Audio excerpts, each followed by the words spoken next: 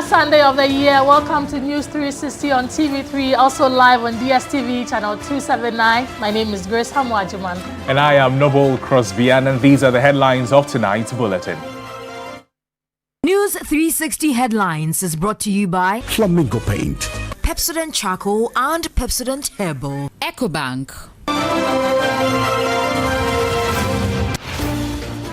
Constitution Review Committee Chairman says extending the retirement age of university lecturers will benefit teaching and learning across universities.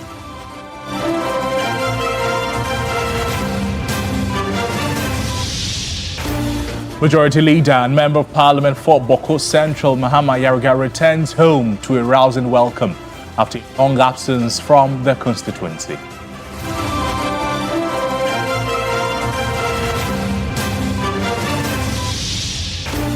Also in the bulletin tonight, Greater Accra Regional Commander of the Ghana National Fire Service cautions against cooking and converting marketplaces into residential areas.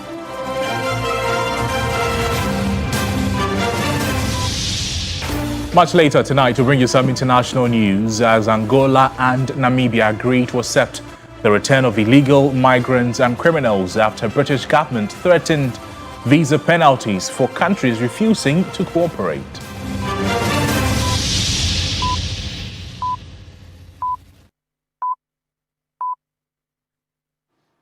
Welcome to the broadcast. We're live also on all our social media platforms at TV3 Ghana. Let's get interactive there, but let's start the bulletin from here. Right, and the Constitution Review Committee is proposing changes to university lecturers' retirement age, questioning why experienced academics retire at 60 years. Chairman of the committee, Professor H. Kwesi Prempeh, argues many lecturers remain mentally strong at 70 or 80, making compulsory retirement unjustified nationwide. He spoke on hot issues with Kemini Amano. Everywhere you go in the world, academics retire very late. Already at 60, for public service generally, our judges are retiring at 65 and 70. So it's there. So why must university lecturers, some of them still very mentally sharp, at 60, some of them are actually not even hit their prime yet. Would that then make it a parliamentary decision to be made through laws or in conjunction with the executive? Yes, because then technically to pass the law, yes, the president has to sign. So whenever you pass the law, it includes the executive. So this is what we are proposing, that don't keep 60 years in the constitution, take it out. And then as and when you need to, play with it, it's easier to do in parliament. We can have a much bigger deliberation around it. Everybody is talking. And then allow some institutions like universities a bit of a range so they can go up. But there are universities, faculty retiring at 60, then they re-engage them on contract. It's like, so everybody knows that the age is not working. Let them work to 70. Let them work. I mean, one of our members, he had his 80th birthday while we were doing the work. I had no clue that he was 80. No idea at all. And he's surprised that he's Why he didn't look it? Not at all. I mean, because of also the energy he brings to the work. Let's stay a while longer on this and talk to Professor Eric Kwabena Abavare. He is president of the University Teachers Association of Ghana, UTAG chapter at the Kwame Nkrumah University of Science and Technology, KNUST. Prof, thank you for making time to talk to us tonight. Great for the opportunity. Right, so Prof, you have listened to Professor H. Kwesi Prempeh. Do you share same sentiments? He is talking about retiring as late as 70 and even 80 years as a lecturer. Thank you very much, great one. He stated that the retirement age he wants is a proposal at 70 years. I really wish to know the scientific basis for that proposal. The 70 years is too far. I really have wished he gave the scientific basis. For instance, let me give an example. People get a PhD degree and are recruited in the university at the age of 25. What he is saying now means that this person at the age of 25 work until 70. That means this person is not going to work for 45 years. This is abnormal.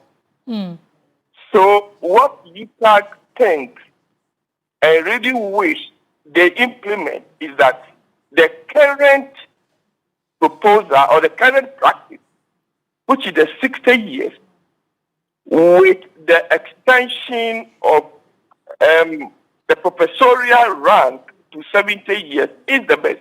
And we think it's the best because it is not everyone who becomes a professor and still want to work up to 70 years. That's number one. Because of health reasons, the average life expectancy of the Ghanaian lecturer or the Ghanaian is like 63.5 years. So on the other, meaning that we say it is 64 years. So if the person's lifespan is 64 years, and you are asking him to work until 70 years, you are technically saying that that person must not get a pension or must not live with his pension because he'll be dead. Now, the proposal of what we have been practicing now is that when someone is at the senior lecturer level and he retires at 60, he can be work at 65 if biology allows him. And if the person is a professorial rank and biology allows him, he can work to 70 years. It's just purely biology.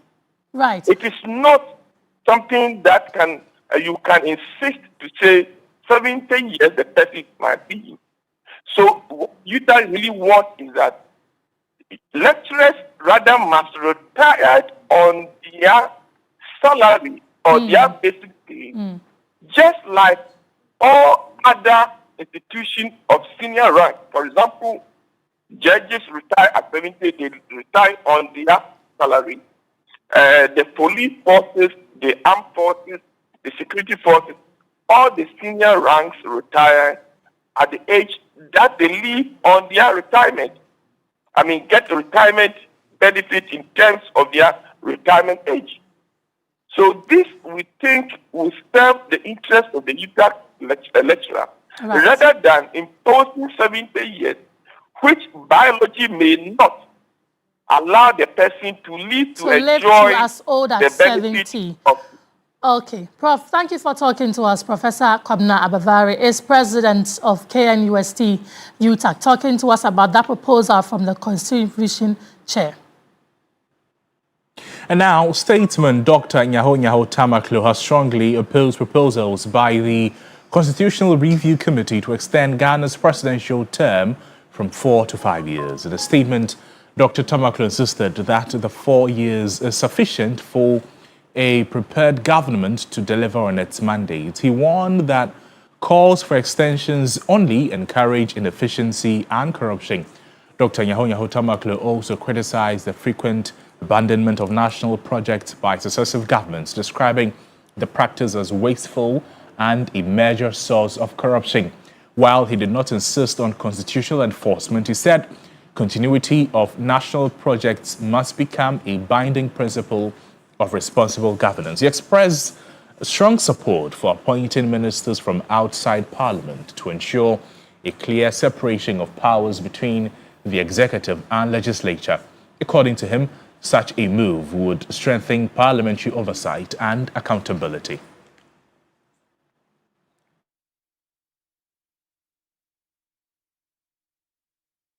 And the Majority Leader and Member of Parliament for Bawku Central, Mahama Yariga, has returned home to a rousing welcome after a long absence from the constituency. The youth have lauded the lawmaker for his role in restoring hope and peace to the area. After the swearing-in of President John Mahama in January, the Majority Leader and MP for Bawku Central, Mahama Yariga, has been attending government business and other national assignments without visiting his constituency.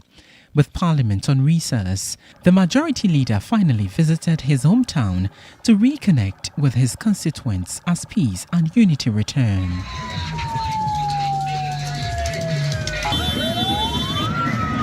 The The majority leader, together with other MPs, made a stop at the reconstructed statue of the Bawku Naba in Binduri to pay homage and show respect at the Bawku Naba's palace, and during the Durbar to usher in the Samapid festival. The Member of Parliament for Pusiga, Ladi Aye Ayamba, on behalf of the 6 MPs from the Kusok traditional area, thanked constituents for their support. We are thankful to the Almighty Allah for bringing us this far with peace and unity. We, the 6 MPs, are very grateful for your patience throughout the dark days, and we assure you that rapid development and rebuilding has begun. The lawyer for the Zugran, Maxwell Bambula, urged the youth to bury their differences and embrace peace. There is no longer any need to carry arms. There is no longer any need to lay siege. There is no any need to attack anybody again, because the deed has been done. Let us get together, forgive one another, embrace one another, and live as one people. Some youth leaders also called for peace in the area. We want to encourage all the youth to remain more peaceful and resolute, so that Bawku can reclaim back its fortunes. So that come next year this time, Bawku will be heard for the good news and not more about gunshots. Bawku has been in turmoil for a very long time now. So this is an opportunity for us to reconcile. Whatever outcome, we have criminals trying to make the place seem as if there is no peace. But peace will return to Bawku if government enforces the law. We are calling on all youth to just relax and have confidence in the government and the security forces, so that they will ensure that there will be peace in Bawku. The Asante-Hene Otumfuo Zaitu II on December 16 presented the Bawku mediation report to President Mahama at the Jubilee House in Accra. The Asante-Hene appealed to all factions in the Bawku conflict to see themselves as one family, embracing peace and unity to move forward as a nation. Moving on, the Director General of the National Disaster Management Organization, Major Retired Dr. Joseph Bekanyi-Kuyon, says Ghana is expected to experience less drought in the northern parts of the country and reduce flooding in the south in 2026. He said that although the country recorded some unexpected rainfall this year, the impact was minimal due to preventive measures implemented by NADMO. Traditionally, the southern sector of the country experiences flooding during the rainy season, while the northern sector often affected by dry spells. However, this year, according to the Director General of the National Disaster Management Organization, NADMO, Ghana recorded fewer flood incidents. He said this year was largely due to the intensive preventive works carried out by the organization with support from the Regional Coordinating Council. People had structures on waterways. We cleared those waterways, gutters that were dilapidated, some with broken culverts. We had to work together with the district administrations to ensure that we clear the waterways, to ensure that water gets a free passage when it rains. Capacity building activities had been going on throughout the year in the communities to let the people move along with us. They should understand the risk that surrounds them. Touching on the situation in the northern sector, Dr. Kuyon said the region recorded fewer dry spells, with farmers receiving adequate support to sustain their farming activities. We can't stop it from happening. It's a global phenomenon. What we can do in Ghana is to put ourselves in position to be able to stand this when it happens. And that's where we talk about the risk reduction, conscientizing the people, educating them, and probably infusing drought-friendly seedlings for these farmers to be able to use them, harvest their crops before these effects happen. The NADMO Director General expressed concern over the increasing demand for land for building and other purposes, which has compelled many people to construct structures in waterways, thereby increasing the risk of flooding. He warned that in 2026, the organization, with support from the Regional Coordinating Council, will resume demolition exercises to clear structures from waterways in order to prevent future disasters. You are a citizen. You have a duty towards your nation. And so don't wait for anybody to come and tell you that where you are putting your building is in a waterway when you yourself know. So don't wait for demolition. Be responsible enough and don't even do it. Dr. Joseph Vikani Kuyon called on the general public to act responsibly and support efforts aimed at preventing disasters, stressing that prevention is far better than managing disasters after they occur. Joseph Armstrong, Good TV3, Accra. And as part of efforts to prevent fire outbreaks in Accra, the Ghana National Fire Service says it has deployed teams of fire personnel to regularly patrol major market centers across the region. The Greater Accra Regional Commander of the Ghana National Fire Service, ACFO 2 Rashid Kwame Nisau, has cautioned the public against cooking and converting marketplaces into residential areas. As part of efforts to prevent fire outbreaks in Accra, the Ghana National Fire Service says it has deployed teams of fire personnel to patrol major market centers across the region. Firefighters in the Greater Accra region began 2025 responding to several major fire outbreaks in market areas. The first incident in the capital occurred on January 2nd when a fire at the Katamanto market destroyed goods worth millions of Ghana cedis. Despite the deployment of 13 fire tenders, the inferno spread rapidly and gutted large sections of the market. Some traders later accused fire personnel of negligence. Several other market fires have since been recorded. The most recent occurred at the Dansoman market, where a young girl tragically lost her life.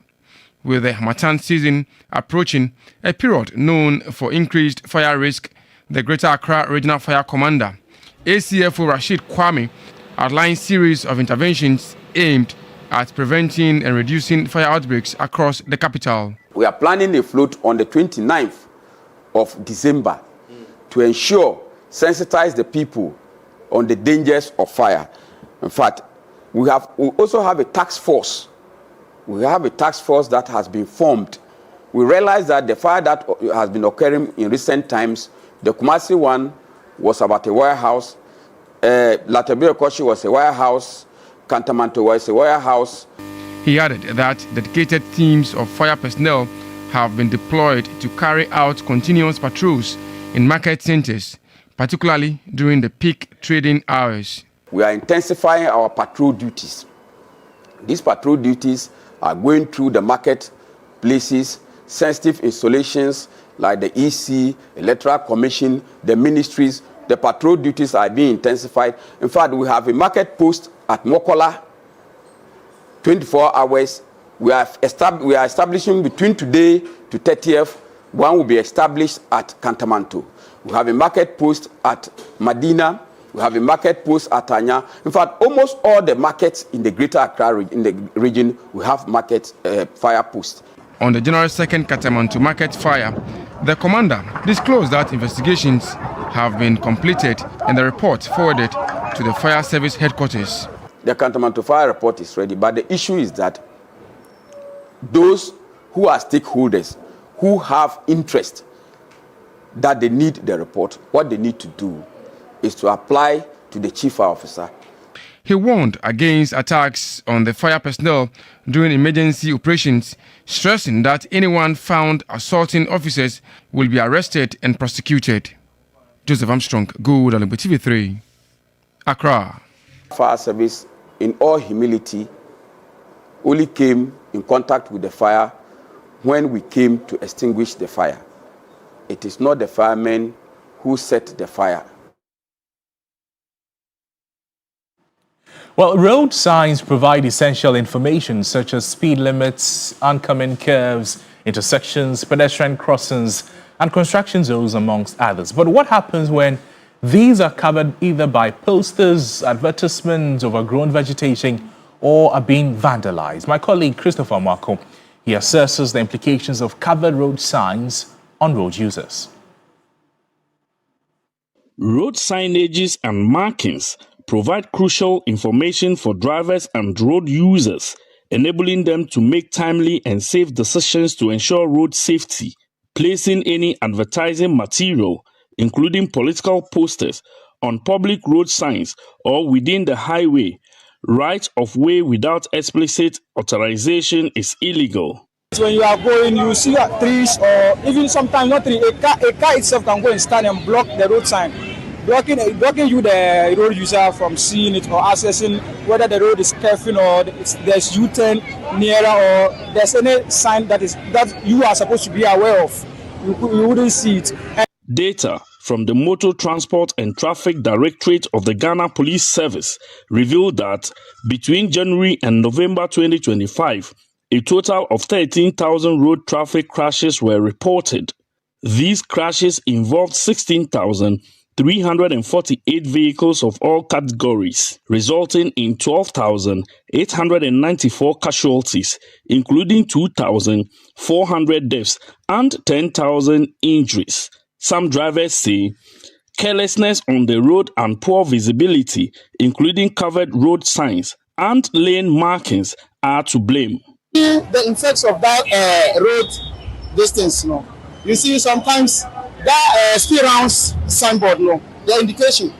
You can be going in the night, you can be driving. If your light is not good, the time you will know you are already there. So sometimes they will use catalysts and cut that signboard because of their stores, and it's not good.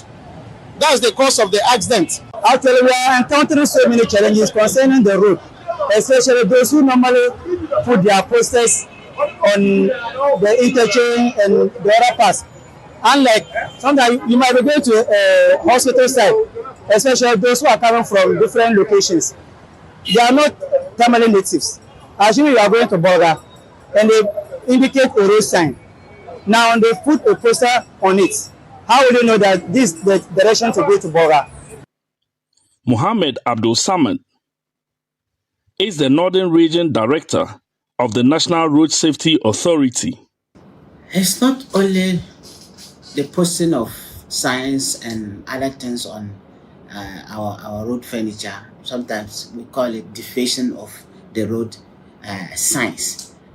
But in our part of the world, if you are not aware, in Northern Region, these scrap dealers are removing them. They go around, cut them, and take it away.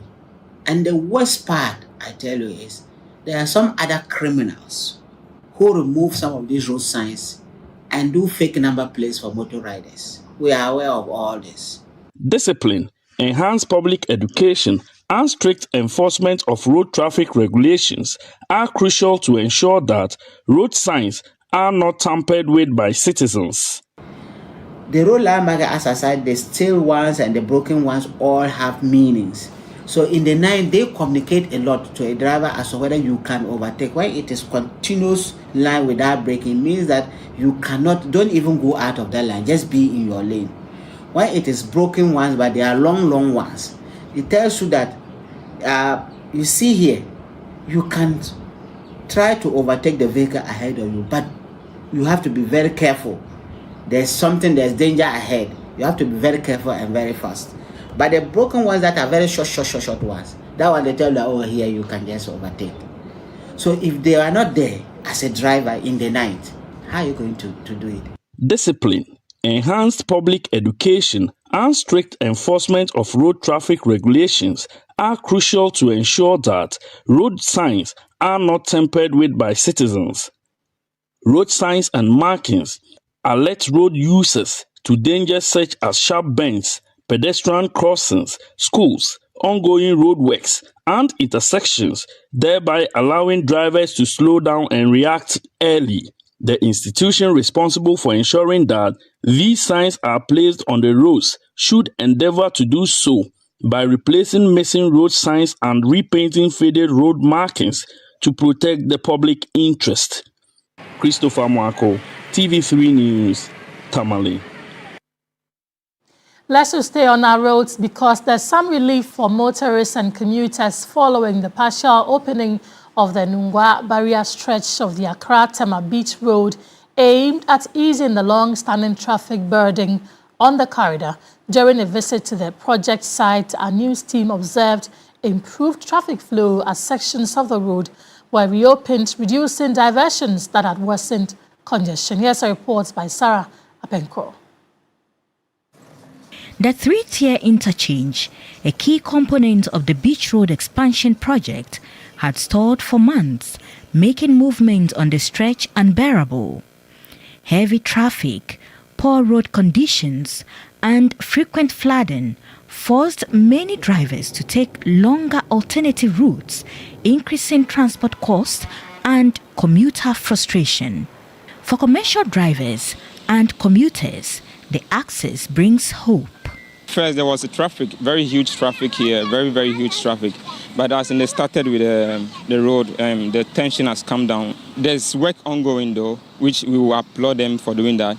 First, na traffic wapa. Isi ya na so otume bebu kwa na ebitim koba na enzu ya wen hantem. President ka traffic kuba koba bakura nya guri. Betume di betre wa sansa na obedu bere ya. Isi o adwuma fu se bedu bi next year, but this time we wi bibi ama enzu ya da wan ase. Previously, there was a whole lot of traffic here, but the moment the road was open, it has eased a lot of traffic here.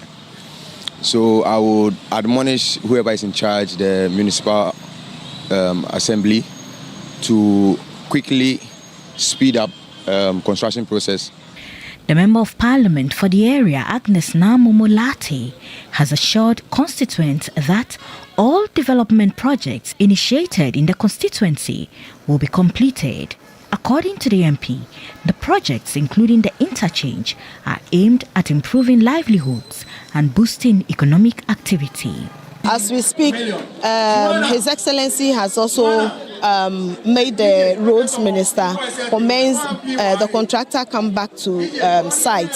So you realize that gradually we are opening up the road, the main road to Barrier, and that will bring a lot of relief to all of us who live in Krowo.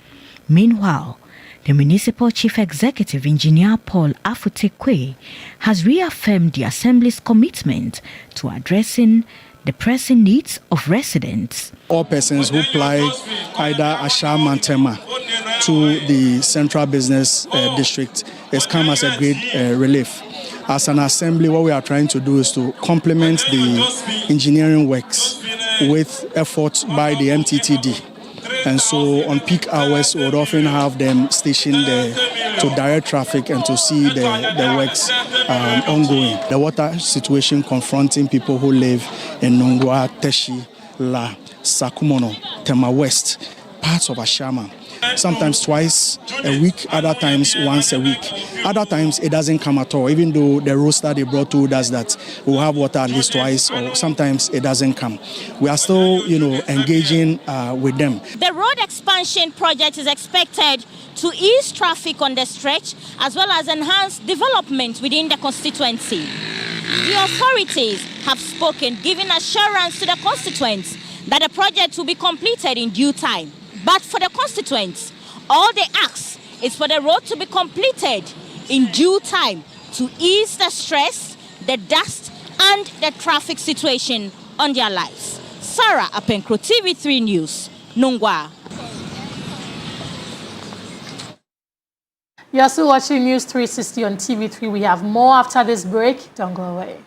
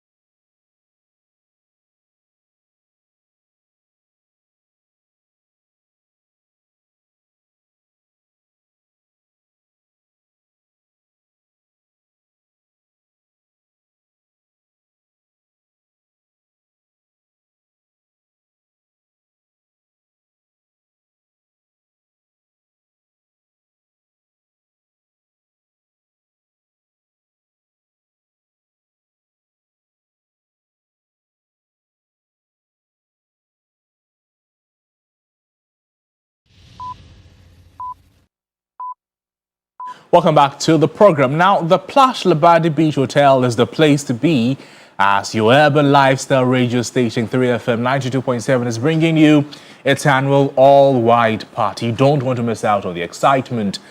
Some of Ghana's most sought-after artists have been lined up to thrill patrons. The star-studded lineup features BIM Nation President Stonebwoy, Kofi Kinata is there, as well as Jackie. Now, the night is also coming alive with electrifying music sets from DJs, Faculty, Abiam, Filter, Wabs, and many more.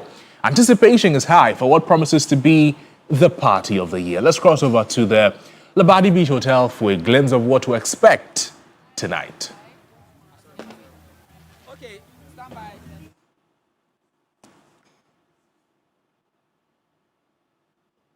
Here, there's lots of excitement to be had. This is the 3FM all-white party. I mean, for 7 consecutive years, this event has been happening. We've been having the bill, but this promises to be very different. We are having the BIM president himself, having Jackie, the songbird, and Kofi Kinata all the way from the west. And you can talk about other artists that are on the bill that we've not made mention yet. I mean, the grounds is fully prepped up for the evening. All the tables are being set up with the glasses. Everything that we need to have on ready, we have them ready. We have just a few touches and then we'll be on. We're inviting every single to come. You bought your tickets already, then you know that you are, sparked up for a fantastic night. It's platinum, gold, and then we have diamond as well. We're having AJ on as well. AJ is joining me. Head of events for 3 groups. She's here. AJ. Hi, Studio. How are you doing? I'm fantastic. I'm in my white already. And of course, I'm doing this with a lot of Asorba Thunder. Right. And we're more than ready for the 3FM all-white party. I mean, the stage is set, the starting off with live band. The tables are looking absolutely good. We're so thankful to our incredible sponsors, and we're ready for a good time. I am also ready for a good time, but let me just sandwich the two of you. Let me just be between the two of you. Asorba, you're looking amazing. Now, wow, I didn't know he could whip up some whites, on this, but you. How is the preparation going? I mean, I told the people that we are about 99.9% ready. What do you think? Yes, we are very ready for our patrons, and as you can attest to the kind of breeze that we are seizing the breeze right here at the Labadi Beach, and I'm so particular about the cuisine. So if you want to talk about the best place for delicious and memorable diet, the place to be is Labadi Beach Hotel. So the chef has prepared special dishes for our patrons tonight. So dinner is going to be something that we will all commit into memory. And again, supposed to be entertainment in the ark. And the ark band that was supposed to play in the ark of Ebonoa is here. So the ark band is here, and ark band is going to serenade us to good tunes from high life classics to name them. So this is the place to be, and coming in. So we're starting right on time as well. So those in the house, they need to still. AJ, can they still come? Let us in on that. At this point, I need to ask the ticketing agents because from last I got the numbers, I think we're close to sold out. But you can try your luck. You can always try your luck. But please, if you haven't given us a call yet, I don't know what you're waiting for. Please join us at the most epic my party happening now at Labadi Beach Hotel. Happening now exactly at the Labadi Beach Hotel, just like you heard from AJ and Asorba. It's going to be an unforgettable night, a night that you would definitely remember through and through the years. We're still here. We're getting all prepped up. I am ready in your white, so please don't relax. Come in your numbers. We are waiting for you definitely to party. You certainly don't want to miss out on the 3FM all-white party. I'm sure Grace will find her way there after the bulletin. Yes, immediately after the bulletin, I'm going there. My white is ready. Who are you waiting to see? I like Kofi Kinata's, the part 2 of his new songs. Yes, it's nice. Well, Stonebwoy will also be there. All of those songs. Well, this is still News 360. Let's bring you some other stories tonight. Well, the Executive Secretary of the Chamber of Petroleum Consumers, COPEC, Duncan Amwa, is calling for measures to ensure Tema Oil Refinery's long-term operations. He noted that sustained financial support will be key to the refinery's long-term operations. The Tema Oil Refinery has restarted crude oil refining operations after several years of inactivity. The move marks a major step in efforts to revive Ghana's downstream petroleum sector. The restart follows the successful completion of extensive turnaround maintenance dam works on the refinery's crude distillation unit CDU, carried out between August 1 and October 30, 2025. According to the Tema Oil Refinery, the maintenance was completed within schedule and in line with international engineering, safety and operational standards. Executive Secretary of the Chamber of Petroleum Consumers, Duncan Amwa, welcoming the news, called for sustained financial support to ensure the refinery's long-term operations. He's been able to secure some cargo for, the CDU to start working.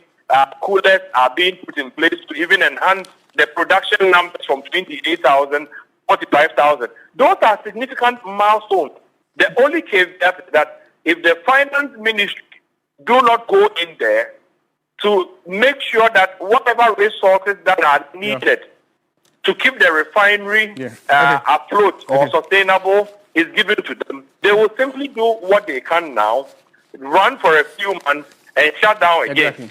And the usual cliche to all of us will be that, we've shut down maintenance. But you and I will be aware that there's a lot of trouble. Duncan Amwa also emphasized that measures must be put in place to ensure that the gains are sustained. BDCs are delivering diesel at 50 ppm or parts per million and 10 ppm. Very clean diesel to Ghana. Or is unable to deliver that standard because your desulfurizers are not in there. And so they would need to put in the right investment, ensure that Tor is able to deliver as efficiently as the European refineries or Dangote refinery is able to deliver. That way, the products coming out will be competitive. Again, reduce the risk of inefficiency and stealing. I was quite aware that as recent as last week, when management had done everything to put the plant, up and running, somebody had gone in there some way, somehow, to turn off a valve that should be feeding the plant. So there's not, to sleep on the possibility of sabotage internally. As part of a phased return to full capacity, the refinery will operate over the coming months to stabilize its systems and optimize performance ahead of its official recommissioning. According to the management, this is aimed at ensuring the reliability and sustainability of operations. Time now for another break. Stay with us.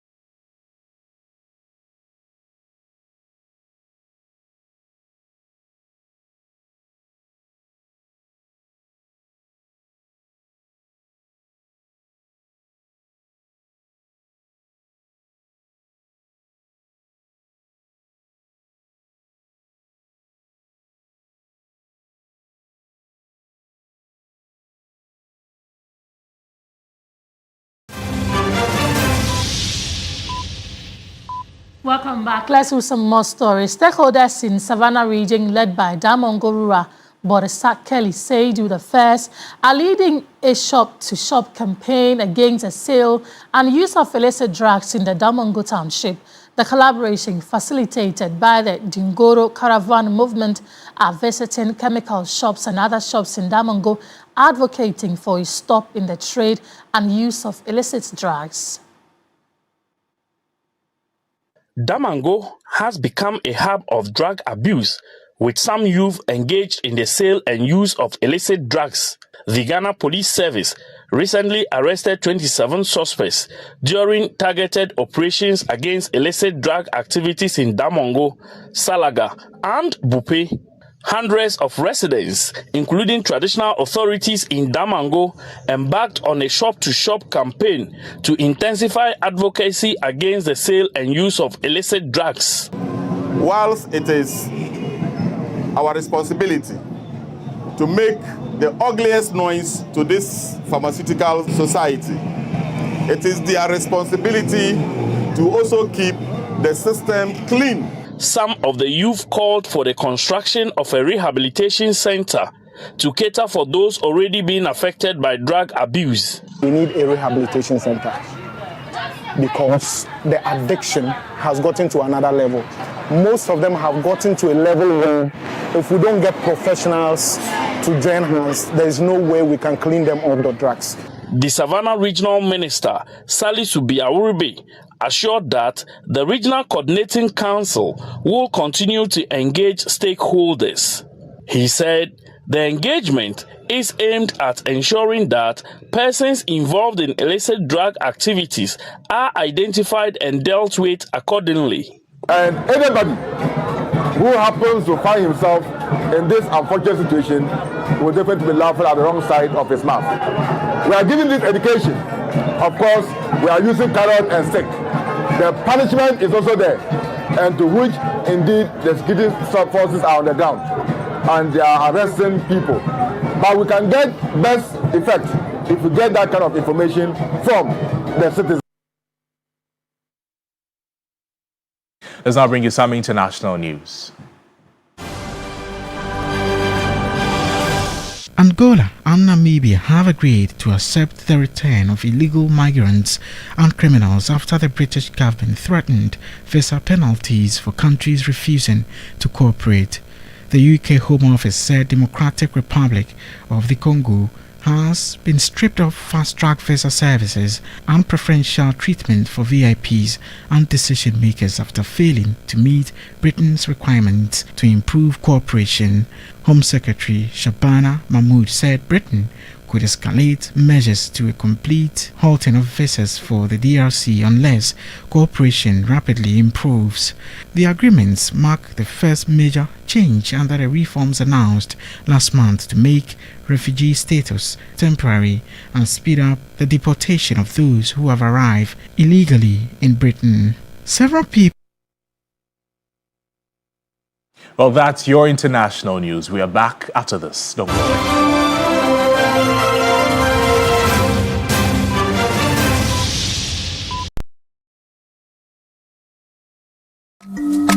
In Ghana, our gold is more than a resource. It's our pride.